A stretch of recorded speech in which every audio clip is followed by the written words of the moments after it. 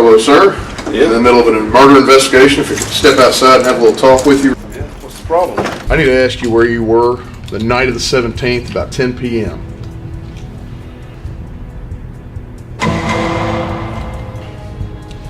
Okay, it didn't scan. Hold on just a second. Okay, this normally works. Sorry, sir, it's taking a minute. I'm sorry, I don't know what's wrong with this phone.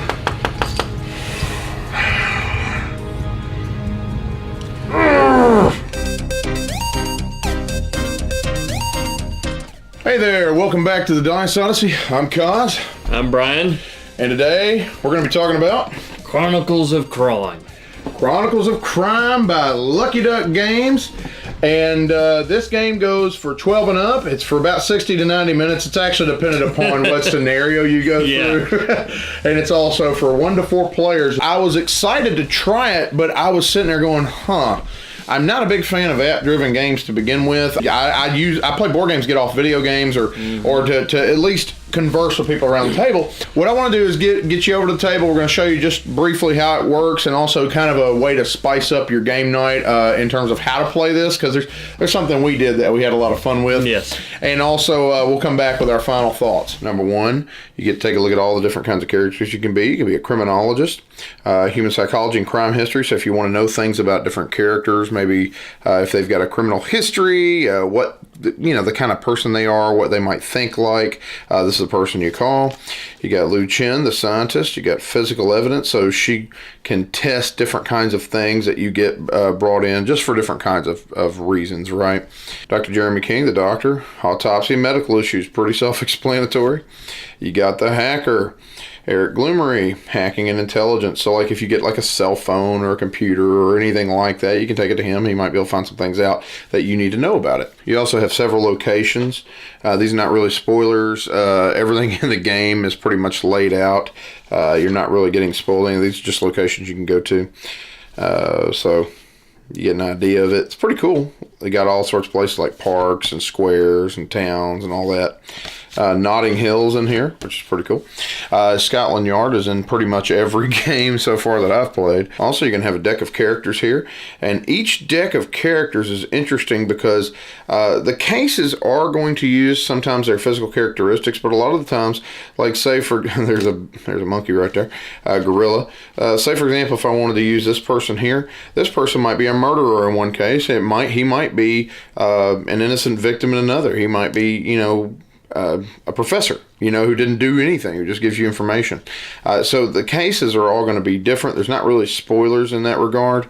Like I say, this guy could be the Joker. He kind of looks like it, right? I mean, you get the point. There's a lot of different kinds of people in the game. They can come up and they might play different roles in different cases. It just depends. You have a whole slew of evidence cards. Okay, so if you discover different things in your environment within the game, you can scan them and it may show you, hey, this is a clue that you need to put down on the evidence board, as you can see. Now, those are more kind of general idea. These are more specific clues, and sometimes the game will prompt you once you found that, hey, this is a very specific clue as it comes up, right? You might grab a cell phone. You might get like poison. I mean, there are all sorts of cool fingerprints, DNA, so on and so forth. You get the idea. There's a lot of stuff in this game. But let's just be honest, what you've been waiting to see is how the app works, okay? So what we're going to do is we're going to go into the app, all right? Now if you take a look, you got things like Tutorial, The Power Left Behind, Curse the Pharaohs, Every Rose Has Its Thorn, Secret Report, Devil's Kitchen. You got a lot of new ones coming up pretty soon. As you can see, available fourth quarter this and so on and so forth. But right now, we're just going to go with the tutorial. This isn't really going to be a spoiler because you have to play this to learn how to play anyway. And so let me just go ahead and show it to you real quick. Now, what it's going to tell you is the Chief Officer is character 33. Let's pull him out. Right there. So he's going to go down into Scotland Yard. Now, what you'll do now is actually go and talk to him. And check it out. Now the phone is going to turn into a QR code reader. You can set this up for automatic or regular scanning. I'm going to go ahead and set it up for regular. What you're going to do is you're going to do this. And see? Pretty smooth. Last year here, I have a case for you. An old woman, number 7, has been found dead. I need you to find out if it's a natural death or a homicide. And what you'll do there is pull out the old woman out of the deck. Of course, I'd have these flipped at this point. But as you can see, there she is. She looks very old. What I'm going to do now is ask the chief officer what he knows about her. As you can see, it's pretty smooth. Woman named Anna Taylor. She's been found dead in her home in the Notting Hill district. Here's the address. Maybe you should go there and investigate. As you see, it says, hey, pick out the location G. Well, there you go. It just so happened to be on top, right? Now, at this point, if I wanted to, I could consult some of my consultants, right, and find out information about her specifically, or even the police chief, which is funny. If I wanted to do the criminologist here, you are calling the criminology center. For example, I'll pick her up real quick. An old lady who grew up during the war and was extremely stingy with her money. And again, you don't know whether or not that's actually going to play into the case, but it could. And, again, they give you certain kinds of details to deal with different kinds of crimes, right? Where I would put the location is right here where it shows you. And then I would take her and put her in the location that it's telling me, because that's where she is. All right, so say goodbye to him. And now we're going to go to her location, okay? You're now in Notting Hill inside the victim's apartment as indicated at the top of the screen. Now check it out. Now what we're going to do is we're going to go into her apartment, see where it says search for clues. And now, oops, sorry, I always think to swipe that. I could use these handy dandy spectacles, the VR glasses, and it would tell you, you can attach them to the screen and all that good stuff. And from there you can take a look through the lenses, right? So what we're going to do is we're going to say, hey, we have without, okay? And it gives you, 30 to 40 seconds, I forget exactly, to look at the room. Now, you can look all around. It's, augmented reality. But, hey, the cool thing is you can actually move with your thumb or your finger or what have you. And, we got a dead body. Oh, boy. So now what you're doing is you're just looking around the room. There's a lot of dead cats. There's all sorts of things going on right now. But what you're doing is you're getting a view of the environment and you're trying to figure out what is going on in this environment, right? You're trying to figure out different kinds of clues. And then what you will do, because it gives you a time countdown right there, what you'll do at that point is, okay, now you're going to go through your list here, okay? And for one thing, we did see a bunch of dead animals, right? So let's say we go ahead and scan the animals. The victim's cats are dead, and then it goes through it. You found a clue. So what you do now is put that down on the evidence board. Then you'd push next, and then you can go to the doctor, for example, and it'll tell you scan the doctor, so on and so forth. So what I'll do now is I'll scan the doctor. Okay. You're calling the morgue. Who should I autopsy? Now you could actually scan the cats. The cats died of digitalis poisoning. And at that point, now I could go into my very specific thing, look up number 4, and there's the poison. And you get the idea now. Now you can continue to consult your different advisors and use their skills to help you understand the different elements of the case. So right now we've got those 2 clues to go by. And obviously I could get him to scan her body or autopsy her body and all sorts of other things that you want to check out. And that, again, is in general how the game's going to be played.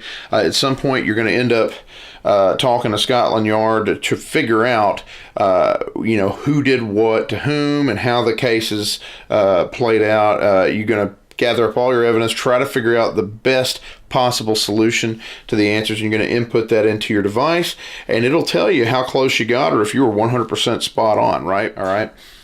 Now, I want to show you a really fun thing we did to spice up our game night.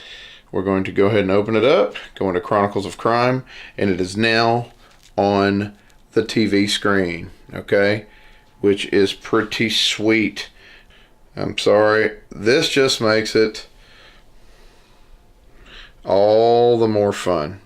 Now let's get back to mine and Bryan's final thoughts. All right, so Chronicles of Crime, Bryan, what'd you think? I'm still trying to figure out this clue, yeah? Finally it's in focus. Oh my gosh, here we go. Sorry. So yeah, that's the spectacles. It is a spectacle to watch. Now, I will have to say something on these. I did not care much for this. Really? It Wow. was, to me, okay, so You think it's like a gimmick more than anything? it's more of a gimmick, but you kind of put it up to like this, and it really, it's not really in focus. I mean, especially like if you wear glasses and such, it kind of is hard to me. It just, I don't know, man. I disagree. It felt in focus to me. I mean, I get it. I actually like the spectacles. I mean, I'm going to go ahead and say I'm of two minds about the whole game anyway, but the spectacles I actually liked, okay? So that was me personally. And some other people at the table liked them too. I would say that's my only negative of the game. Now that's out of the way. Let's go for the positive. Oh, man. And you don't necessarily have to get these. Yeah, you don't necessarily have to do it. But I think it's a cool addition if you want a little bit more immersion, but I have something better than that. Yes, we do. Streaming.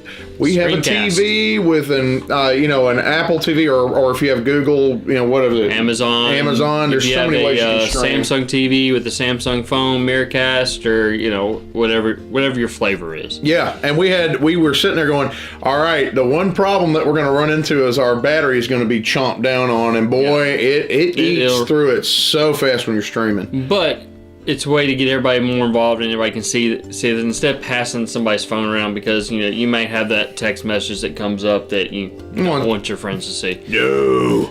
I've heard what people have said about the app-driven stuff and how they don't feel like it should be in board games.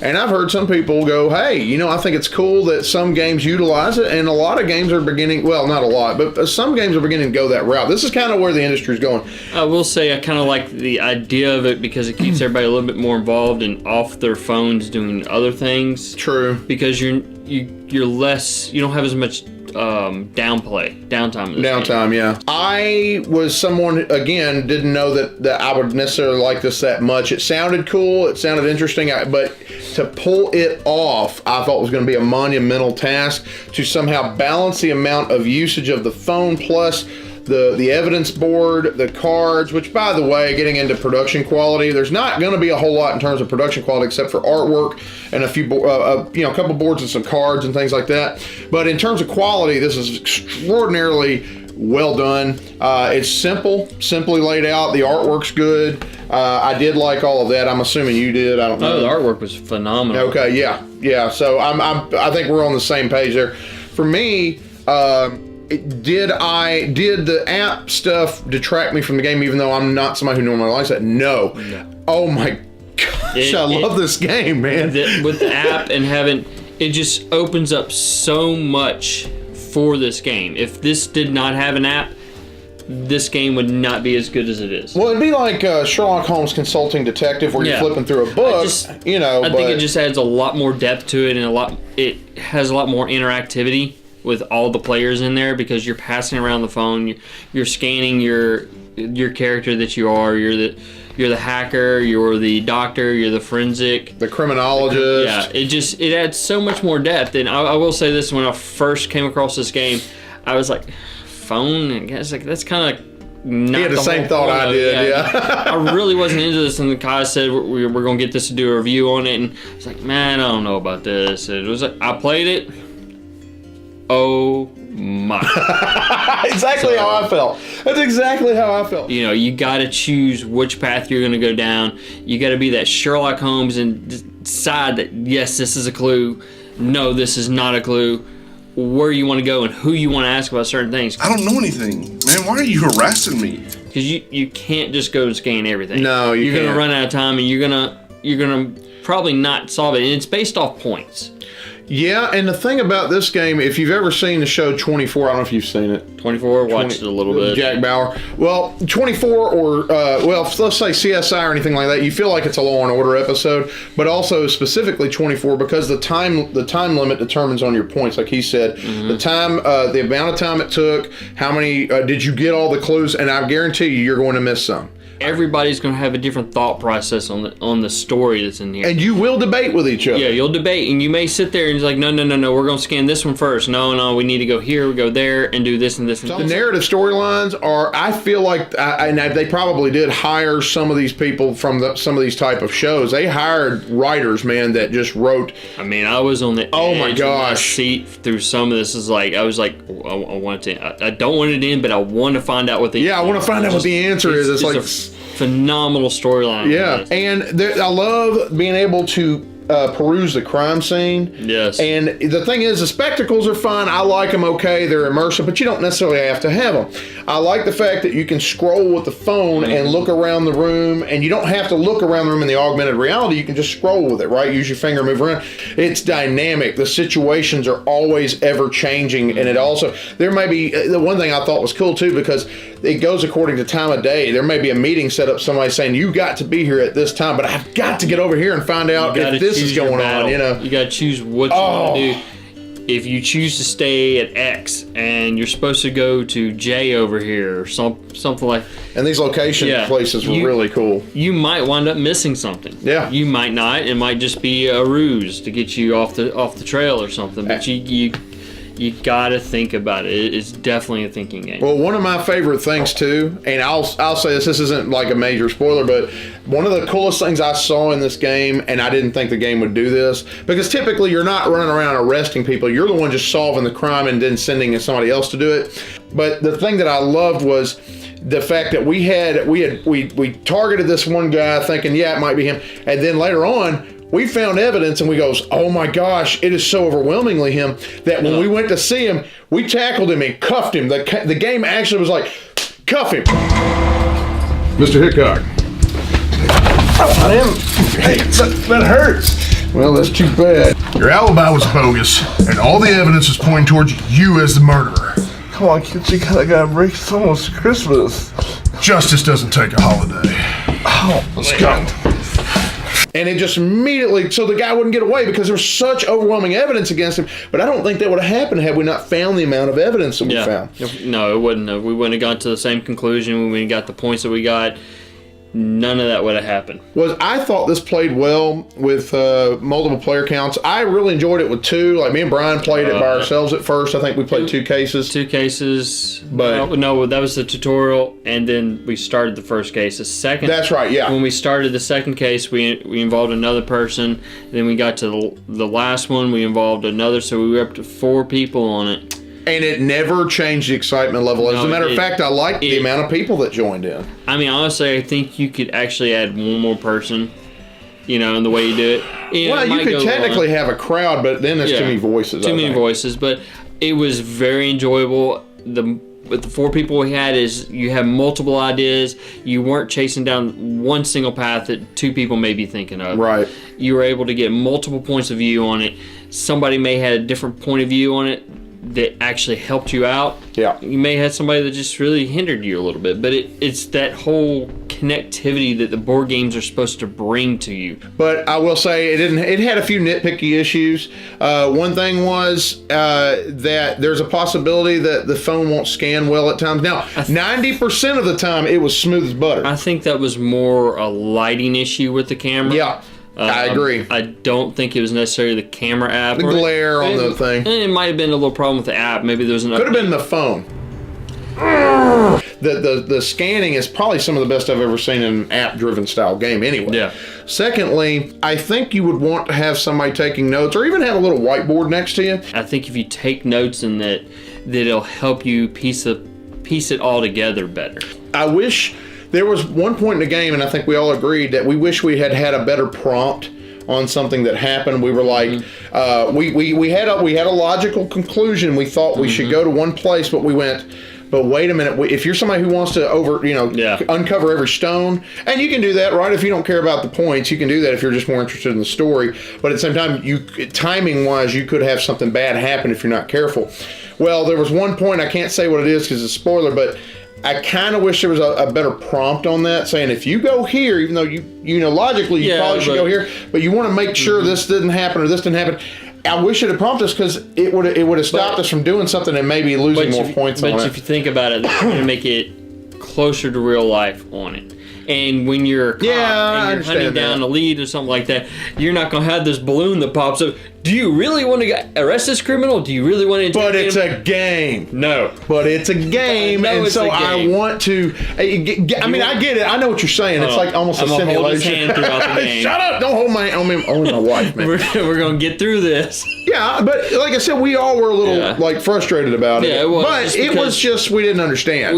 We were that close and we missed it, and And So really, those are the main nitpicks. But other than that, the game is solid. I will say that there is some mature stuff in this game. There are some mature storylines to a certain extent. There's a couple of words that came across there that might not be suitable for kids. Keeping that in mind, I know that they've got some kid-friendly stuff coming out, and also I could see this going so many places. I want to see sci-fi. I want to see something on a spaceship or like a space station or a different planet. Time machine. Yeah, I'm giving this a 9 out of 10. This is one of the best games of the year, one of the best games I've ever played, and I really want to get back to it. I've got so many other games I got to play, but I keep going, man, I want to play Chronicles of Crime again because it's just got such a greatly rich woven story. Narrative. Yes, and it opens the world up. It's like I said, it's not just one-offs, and I thought that's what it might be. It's like reading a good book.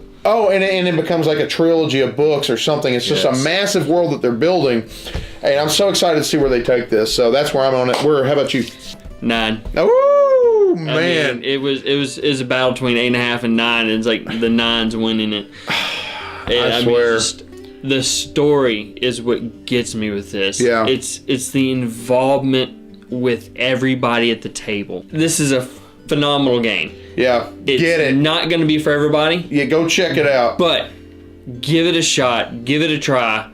Especially if you like murder mysteries, if you like crime dramas, you're going to love this. By the way, how do you feel about app-driven games? Are you somebody who has no problem with them? Or are you somebody who's kind of, iffy about them? What do you think about it? Have you played Chronicles of Crime? Are you excited about any of the expansions coming up? Do you want sci-fi? I know I do. So anyway, thank you so much again for watching the Dice Odyssey. And you have a blessed day. Game away. Game away. This video is brought to you by Fallen Dominion Studios. Check out their website at fallendominionstudios.com.